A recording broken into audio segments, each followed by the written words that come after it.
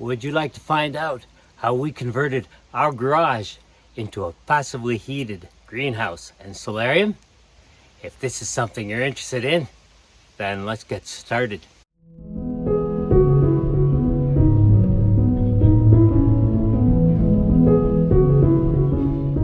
Magali and I have been here for almost 6 years, and something we have always wanted is a sunroom for our tropical fruiting trees and other tropical plants, and also for us in the cold winter months. We absolutely love our greenhouse, but with the extreme cold we get, the amount of energy or inputs or alterations required to the greenhouse are just not worth it for what we would get from the greenhouse in the winter. Instead, we wanted a solution for a heated greenhouse type space that would be heated passively by the sun and not cost anything to keep it heated after the sun sets in the middle of winter. In other words, we needed a way to hold on to that heat at night. We looked at sunrooms, at heated greenhouses, at making an addition to our home, but we found them all much too expensive for our budget. In the end, we came up with an idea that would give us the same thing as all of those, but for a tiny fraction of the price. We knew our garage, or what we call our workshop because we have not once kept a car in there, rarely gets colder than 0 degrees Celsius or 32 Fahrenheit in the winter. It hovers around that temperature for about a month, especially at night, from about mid-January to mid-February, the coldest time of the year.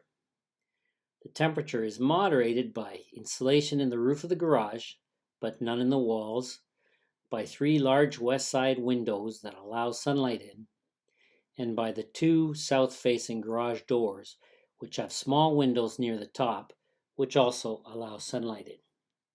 However, these advantages don't allow it to get very hot in there in the wintertime during the day, and sometimes at night it can go as low as -5 degrees Celsius or 23 Fahrenheit. But that's very rare. Now here's the thing.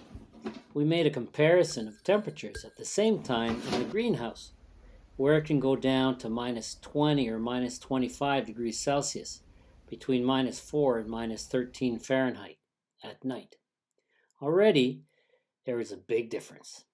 But even at the warmer temperatures described in the garage, it was always too cold to use for plants in the wintertime, or for us to use as a comfortable indoor living space, or even for me to start plants in the early spring, let's say February, March. It's just too cold. We wanted a living room type space that filled with sunlight during the day, in which we could work comfortably as if we were inside the house, enjoy the sunlight, and not have to spend any extra on heating. We weren't there yet. It was fine to use as a sheltered workshop that was warmer than outside, a place to keep our freezers for all the food we keep frozen for the winter, and also a good space to store our garlic, our grain, and potatoes over the winter. But it wasn't even warm enough for our squash. And it wasn't warm enough for much more than that of anything else. However, with the day and nighttime temperature observations I shared a moment ago, comparing the greenhouse to the garage, and the fact that the garage doors face south, we had a solution at hand. We wanted to take advantage of the south-facing orientation of the garage doors to change everything in the garage. We looked into getting new garage doors with windows in them from top to bottom, but it was way too expensive and didn't make a whole lot of sense, seeing as our current garage doors work so well. We wondered if we could cut rectangular holes into our garage doors and fill them with windows, but we would have been messing with the weight and structure of the doors, so we dropped that idea too. Finally, we got the idea of contacting Vanessa and Steve from MaSerra.ca, UrbanGreenhouse.ca, the people that built our greenhouse, to see if they could install a greenhouse type covering in front of our garage doors so that we could get the heat of the south-facing orientation during the day and the insulation of the closed garage doors at night and the garage roof and so on. with a double layer of the garage doors and the greenhouse panels with a generous space of 20 centimeters or 8 inches in between them. We sent Vanessa the idea, and she was very enthusiastic about doing it.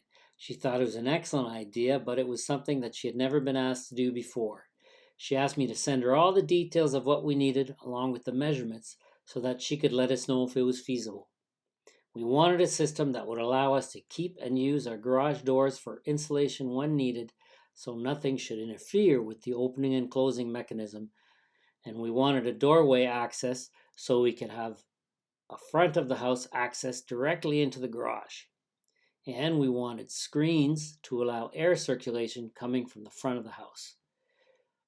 And finally, we wanted something that was completely removable in case we ever decided to do something else and restore the normal vehicle access to the garage doors, but at the same time, be firmly in place as if it were a permanent part of the house. Finally, of course, we wanted it to be attractive, like our greenhouse. We sent all of this info to Vanessa, along with a sketch of the design and the measurements. She confirmed that they could do it and sent us an estimate, which she held to. We went back and forth with Vanessa, making sure she had all of the measurements required and making sure the building codes were respected. Then Vanessa got started on constructing the panels in her workshop. As it would be at the front of the house, Vanessa suggested the black metallic detail rather than the silver, as it went better with the detail colors of our garage doors. It was a really nice choice. Steve and Vanessa arrived in the early afternoon of installation day and efficiently installed everything within a couple of hours. And not only that, they gave our greenhouse a thorough inspection and gave it a few upgrades that they had started to include in their new greenhouse designs, all free of charge. They also removed all the caulking and recaulked the whole greenhouse, as they had also upgraded the quality of their caulking for their greenhouses. We were really happy about that. They were very impressed at how we were using our greenhouse. Vanessa called it a tunnel of tomatoes. We requested that the panels go all the way down to the floor, including for the windows that open, to allow the sunlight in right down to the ground, to heat as much of the concrete floor as possible so it could store that heat for nighttime redistribution. Since installing the panels, we have already observed how the floor holds the heat from the sun for several hours after the sun is set. The panels have been in place several days now. We have already observed that during the day it is warmer in the workshop than it is in the house, and at night, by the time the sun is about to rise, at the coldest point of the night, the temperature is about the same as in the house, while out in the greenhouse, the temperature at that same point is usually about 2 degrees Celsius or 4 degrees Fahrenheit warmer than the outside temperature. So we are very confident we are going to have a warm garage all night, warm enough even for our tropical plants through the coldest nights of winter. Time will tell. We're going to keep a close eye on it. If we have to heat the garage a little bit on the coldest nights to make up a couple of degrees, that will be no problem. Somehow, I think it won't be necessary, however. Already, the difference is just wonderful. The space has gone from a garage workshop to a beautiful indoor sunroom and greenhouse space. We are looking forward to many hours spent in there in the winter, and we'll keep you posted on how things go.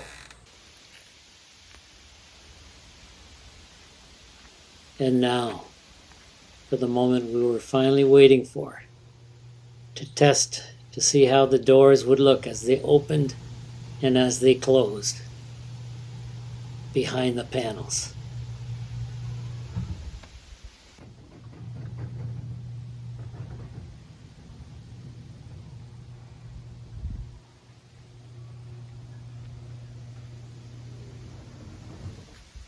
At night, when the sun is no longer shining into these windows, then all we need to do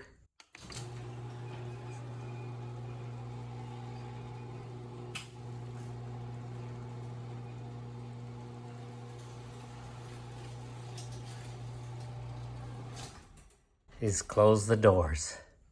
In the morning when the sun starts to shine into these windows,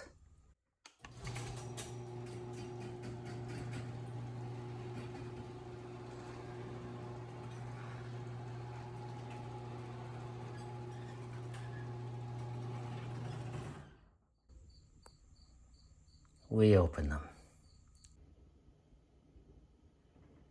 It's been a couple days now, and so we've had a chance to organize the space a little bit.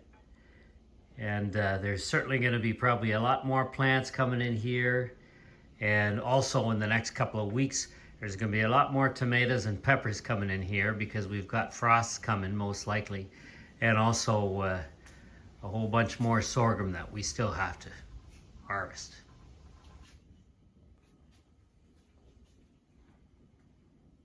Thank you, Vanessa and Steve from UrbanGreenhouse.ca. I hope you enjoyed the video. Hope you found it useful and you learned something from it. If you liked it, then please give it a thumbs up and share it with your friends. Something else you can do is you can hype it. And don't forget to leave a question or a comment. I love to answer your questions or respond to your comments. And if you haven't done so yet, then subscribe to our channel. Support what we do here just by subscribing.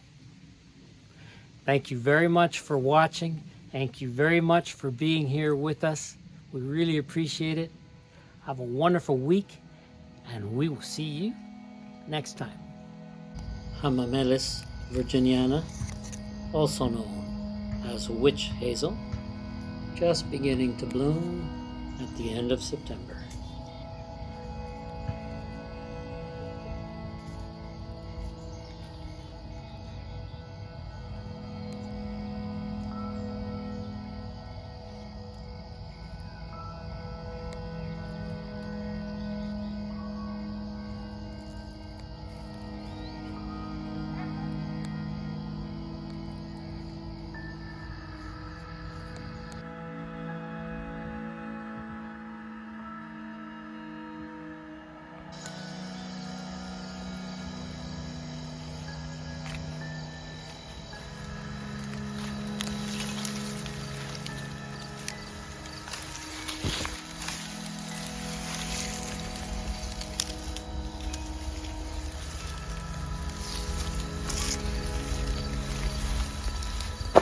Magali and I took a day off to explore Prince Edward County.